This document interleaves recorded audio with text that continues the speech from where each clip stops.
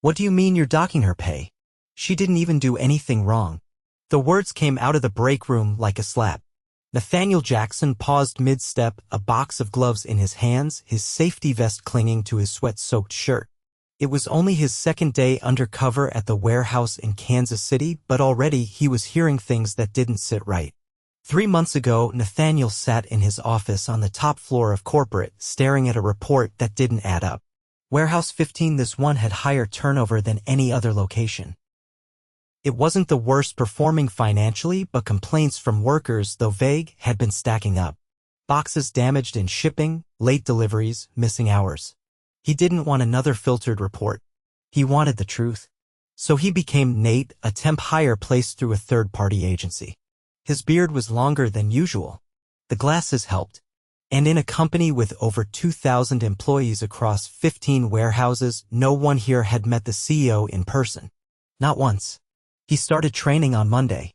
By Wednesday, he already had a pit in his stomach. "Nate," a voice barked from across the floor. He looked up. The floor supervisor, Vince, waved him over with a clipboard. "You're on Bay 3 today. Keep it moving. You're already behind." Nathaniel nodded and headed to the loading area. Bay 3 was hot, dim, and loud. Pallets were stacked unevenly. The scanner he was given barely worked.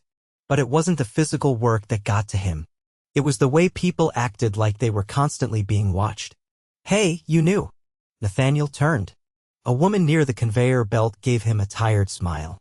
"Yeah," he said. "Started Monday." "I'm Olivia," she said, wiping her hands on her jeans. "Just finished sorting." "You on picks?" "Yeah." "Nate?" She nodded. "Watch out for Vince. If you breathe wrong, he'll dock your pay." Nathaniel raised an eyebrow. "He can't do that, right?" She glanced around, then leaned in. "He does it anyway. Says we clocked in late or took too long in the bathroom. Most people don't fight it. HR's a joke. They always back the manager." Nathaniel's jaw tightened. "That legal?" She laughed, bitter. "You think anybody here has time to check what's legal?" He didn't reply. By lunch, Nathaniel had already seen Vince yell at 2 workers and threaten another with a write-up for being too slow. The guy was barely 20 and limping from a twisted ankle he clearly couldn't afford to take time off for. In the break room, Nathaniel sat across from Olivia. She was quiet, scrolling through her schedule. "You ever get docked?" he asked. She looked up. "Last week. Said I clocked in 7 minutes late. I was early, but the time clock glitched." He said, "Not his problem." Just then, a girl maybe 19 rushed into the break room, tears in her eyes.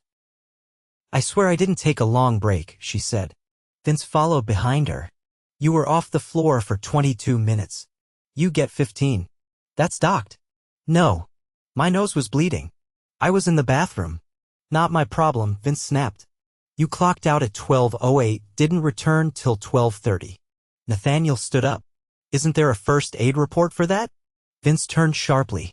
"Who are you?" "Nate." "Pick her. Then stay in your lane." Nathaniel stared at him. "This isn't right." Vince glared. "You want to be next?" The girl was shaking. Olivia stood up and put an arm around her. "You're not docking her pay," Olivia said quietly. Vince scoffed. "Wanna bet?" Nathaniel clenched his fists. It took everything in him not to blow his cover right there. Instead, he turned to the girl. "What's your name?" "Daisy," she whispered. He nodded.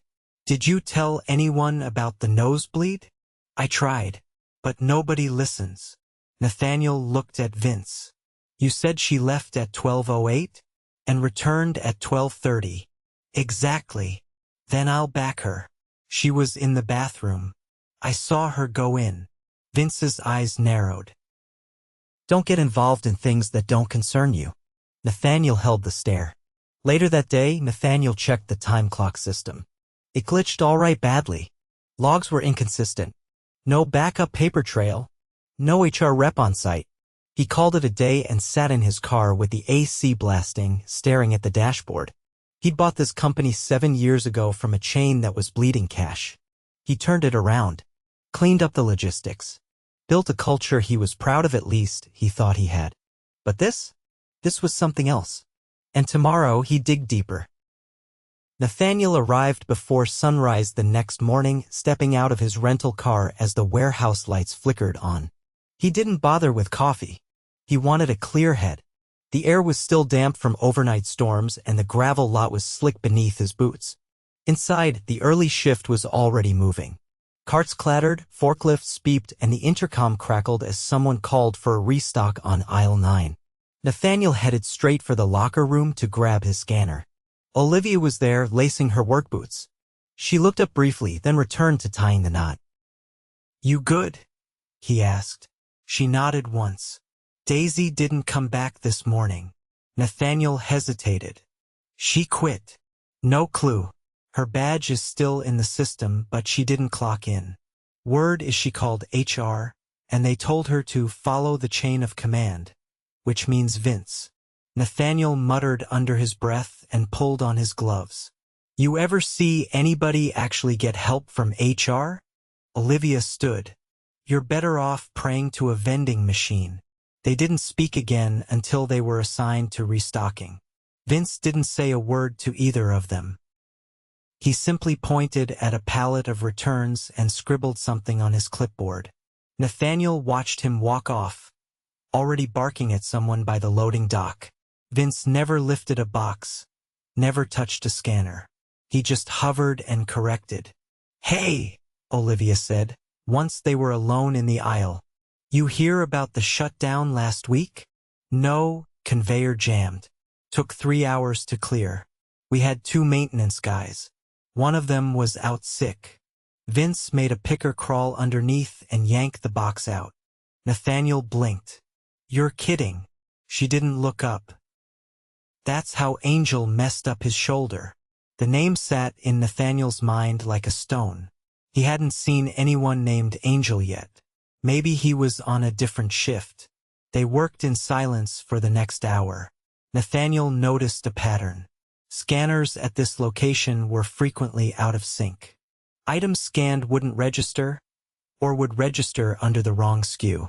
The system would then flag the picker for a mispick, which went on their record. There was no way to dispute it. No one had access to check their own logs. A shrill beep from a nearby aisle broke his focus. Nathaniel turned the corner and saw a young man with a crate of small electronics, kneeling beside a toppled shelf. "Hey, you okay?" The kid looked up, startled. "Yeah, just dropped the damn thing. I'll fix it." His badge read Marcus. He looked barely out of high school. Sweat clung to his forehead, and his left hand had a fresh bandage on one finger. "Need help?" "No, I'm good," Marcus said quickly. "Just need to finish this batch before Vince comes around." Nathaniel crouched beside him and began helping stack the fallen boxes. "You cut your hand on this?" Marcus glanced at the bandage. "Yesterday." Scanner slipped and hit a corner. "I asked for a glove replacement, but they said we're out of mediums." "You report it?" He gave a dry laugh. "To who?" "Vince told me to be more careful." Nathaniel stood. "You working full-time?" "Technically part-time, but I've been doing 35 hours a week since May." "You getting benefits?" He shook his head. "They say part-time doesn't qualify, but they won't bump me up because budget's tight." Nathaniel didn't respond. He helped finish stacking the boxes, then returned to his station. At noon, the floor lights dimmed slightly to signal break. Nathaniel headed to the makeshift lunch area. Half the tables were cracked or missing chairs. There were no microwaves, just 2 vending machines and a water cooler. He found Olivia sitting with an older man who had a brace on his wrist. She introduced him as Jonah. He'd been loading trucks for over a decade. "I've seen 5 managers come and go," Jonah said, unwrapping a sandwich. "Vince has been here the longest." "That should tell you something. You ever report him?" Jonah shrugged. "What for?" "HR's his cousin." Nathaniel stared at him. "Seriously?" "Yup. They both started back when the company was still regional. He's protected." Nathaniel leaned forward. "And nobody's ever escalated beyond them? You ever try emailing corporate from one of these terminals? They're locked tighter than a casino vault. Internet access is blocked. VPNs don't work. They want everything handled internally. Olivia added, one girl once tried calling the ethics hotline. Next day, her schedule got cut in half. They said business needs, but everyone knew. Nathaniel didn't speak for a full minute. He watched Jonah wince as he opened a water bottle. You been seen for that wrist? Jonah grunted. Got a brace at urgent care. Paid out of pocket. Got told if I filed comp, I'd be put on modified duty, which is code for getting your hours slashed. Nathaniel stood abruptly. I need to check something. He left the break room and headed toward the manager's office near the back. The door was closed. He waited until Vince exited, talking loudly on the phone. I told you already we don't need another body. They slow us down. I'll handle it. Nathaniel slipped past him and into the office. Inside, there was a desktop terminal, a filing cabinet, and a whiteboard listing weekly targets. He pulled open the bottom drawer. Inside were printed schedules, handwritten notes, and a list of employees marked with codes: PT no upgrade, watch for errors, clock audit pending. Then one stuck out. Angel temp do not return. He snapped a photo with his phone and shut the drawer. By the time he returned to the floor, the next shift was moving in. He caught Olivia near the lockers. Angel. He's listed as do not return. She nodded. Yeah. He tried to get workers' comp after the conveyor thing. Vince told HR he was unreliable. They dropped him. Nathaniel's jaw locked. That night, he skipped the hotel. Instead, he drove to a diner 10 miles out near the highway where Olivia said Angel sometimes worked nights washing dishes. He found him in the back, soaked in steam and sweat, hauling a tub of plates. Angel? The man turned. His left arm hung stiffly, the shoulder clearly injured. Yeah? Nathaniel approached. I'm not a temp. I run this company. Angel's eyes narrowed. What? Nathaniel took out his ID and handed it to him. I'm Nathaniel Jackson, CEO. I've been undercover at the warehouse. Angel stared at the card for a long time, then looked up. You serious? I am. I saw the note. Do not return. That won't stand. Angel wiped his hands on his apron, still unsure whether to believe it. You're telling me I got hurt because they made me do something unsafe, and instead of helping me, they blacklisted me. And you didn't know. Nathaniel nodded once. I didn't. But I do now. Angel tossed the rag into a bin. I got bills, man. I had to take this job the next day. I've been working with one arm for weeks. Nobody even called to check. I'm sorry. Angel didn't answer. Nathaniel left his number, thanked him, and walked back out into the night air. He stood by his car for a long time, staring at the warehouse lights in the distance. Tomorrow, he would end Vince's career. No ceremony. No warnings. The man wouldn't last another hour. The next morning, Nathaniel didn't put on a name badge. He didn't clock in. He walked through the warehouse doors wearing the same boots, same gear, but a different posture. No more pretending. He spotted Vince standing at the far end of the sorting line, clipboard in one hand, coffee in the other. A younger worker was trying to explain something about a miscounted shipment. Vince didn't look up from his paperwork. He waved him off and muttered something under his breath. Nathaniel stopped in front of him. You and I need to talk.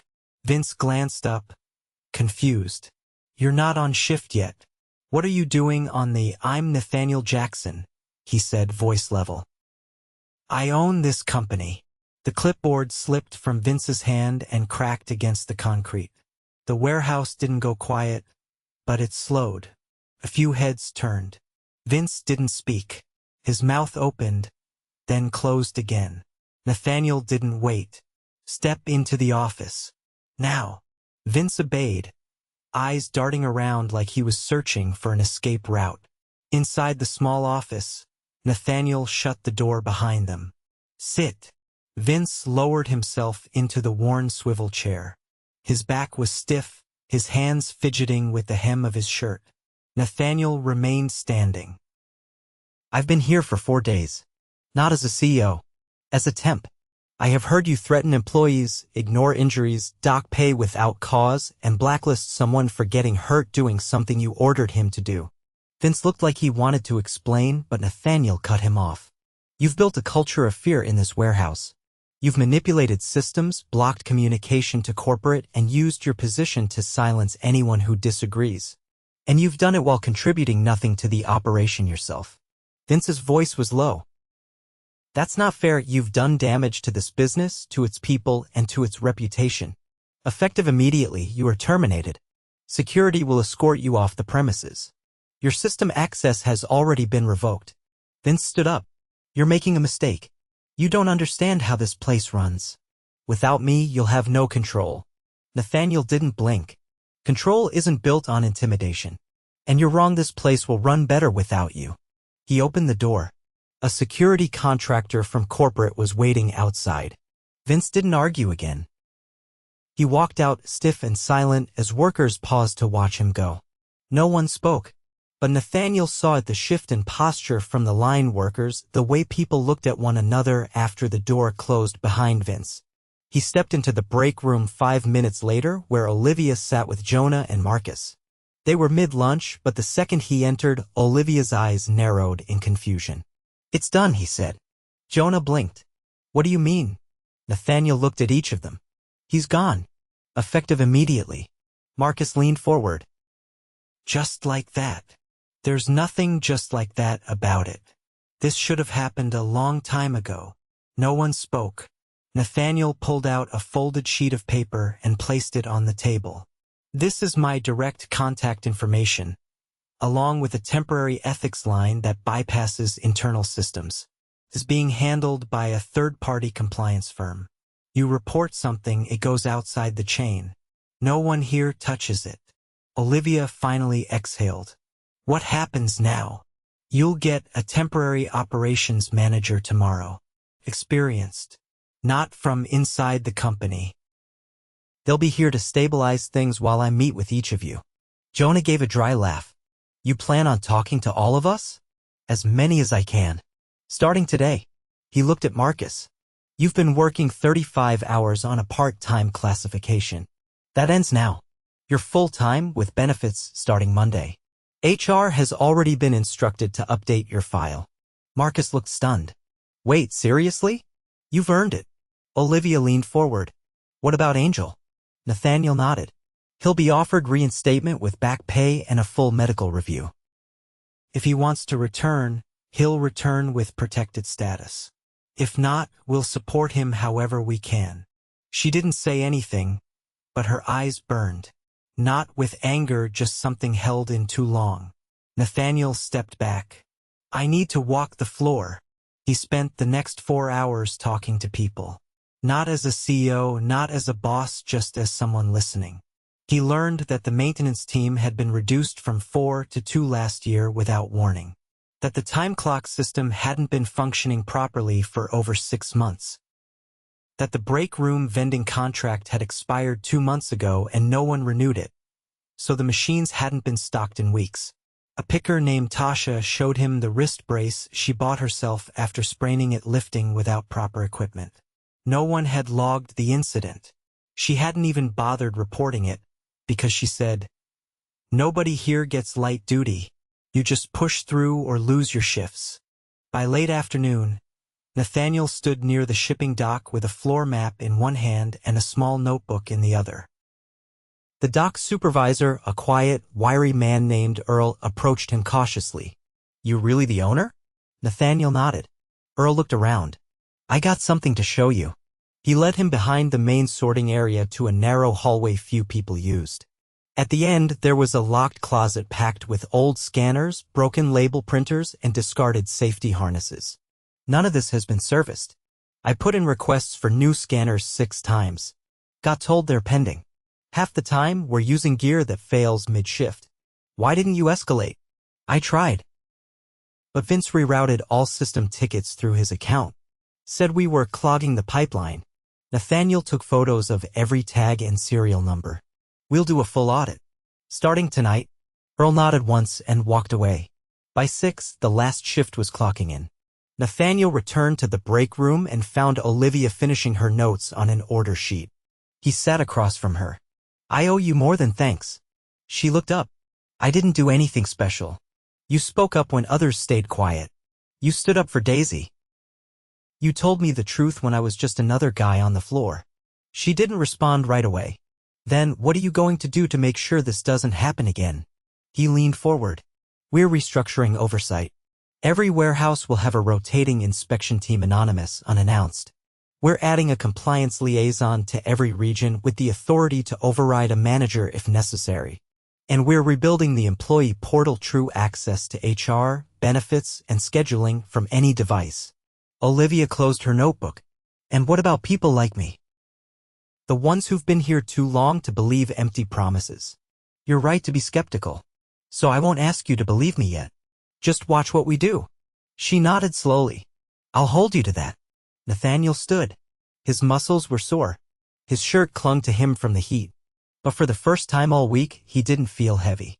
He left the warehouse not through the front entrance, but through the loading dock, past the pallets, past the cracked floor tiles, past the damaged safety posters that no one had replaced. Tomorrow, the cleanup would begin. Not just here, but across every site he owned. But tonight, he rode the silence, knowing this: the worst rot always hides in places where people are too afraid to speak. Not anymore. The following week, Nathaniel returned to Kansas City not as a temp, not in disguise, but as himself. He walked past the front desk of Warehouse 15 in a dark button-down, work boots, and no entourage. No cameras. The new interim operations manager, a seasoned logistics controller named Marlene Ruiz, greeted him near the main office with a firm handshake and a clipboard filled with notes. Team's cautious, she said as they walked the main aisle. They've had a lot dumped on them and they're not sure yet what's real. But they're working. Nathaniel nodded. That's all I ask.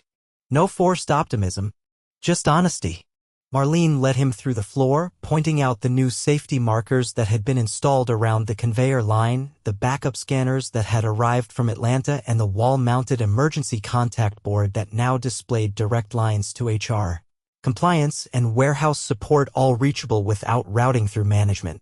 The air felt different. Not lighter, not yet, but steadier. Like the building had exhaled. Near the packing zone, Nathaniel spotted Olivia reviewing an inventory sheet with a younger team member. She noticed him and gave a curt nod before returning to her task. Marlene lowered her voice. You've got a few people here who could run this warehouse if you gave them the reins. He didn't answer right away. Then, I know. In the break room, Jonas sat with an ice pack on his knee. Marlene approached him. You need to get that looked at, she asked. He waved it off. Just flared up. I'm good. Nathaniel stepped forward. We've contracted a mobile clinic for on-site evaluations starting next week. No cost to employees. You'll be one of the first. Jonah raised an eyebrow. That real? Nathaniel pulled a folded flyer from his pocket and handed it to him. It's already scheduled. Olivia entered behind them and leaned against the doorway. People are watching you, you know? Not just here. Word's spreading. Nathaniel turned to her. Then I need to make sure there's something worth seeing. She raised an eyebrow. You still planning to talk to everyone? Already started. Spent yesterday in Des Moines. Next week's Albuquerque. She crossed her arms. You going back undercover? Not this time. I've had enough of hiding for a while.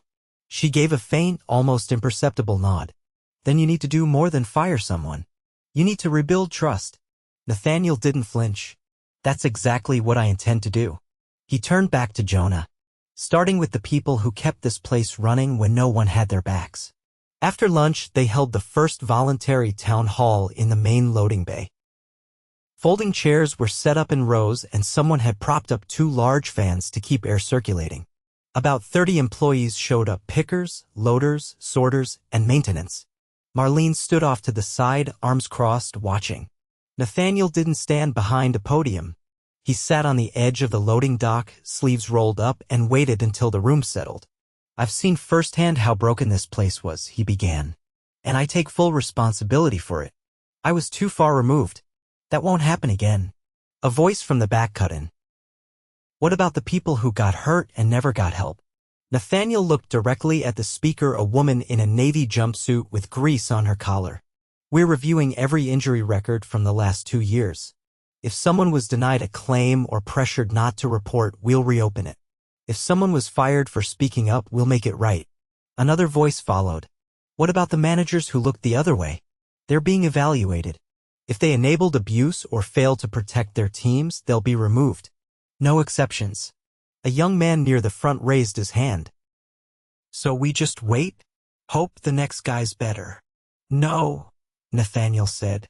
You help choose them. He pulled a sheet from his back pocket and held it up. Starting next month, every warehouse will form a worker advisory board, elected by peers. You'll sit in on quarterly reviews, be part of hiring panels, and have direct input on policy changes. You won't be background noise. Silence, then murmurs, then something close to cautious agreement. After the meeting, Nathaniel stayed behind to speak with anyone who wanted. Some asked about raises, others about hours.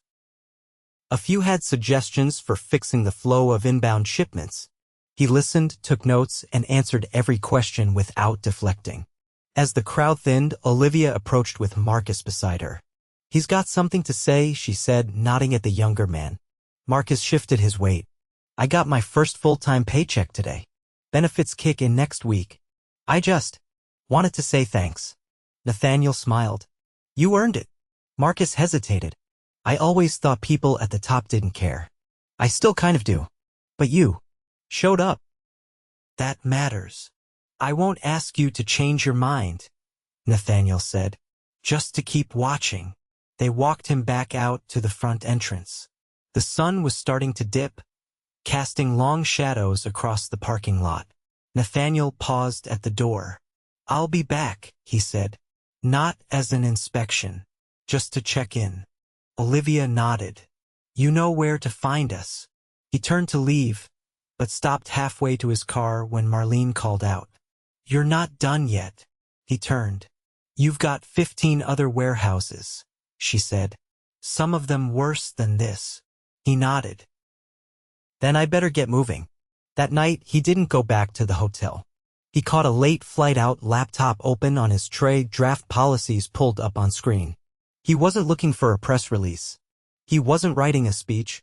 He was building something new. Not a company that ran on silence and fear, but one where people spoke without flinching.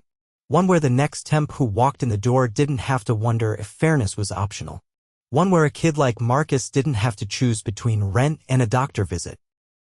And if he ever forgot again, he knew exactly where to go to be reminded. Back to the floor. Back to the line. Back to the people who kept the whole thing alive.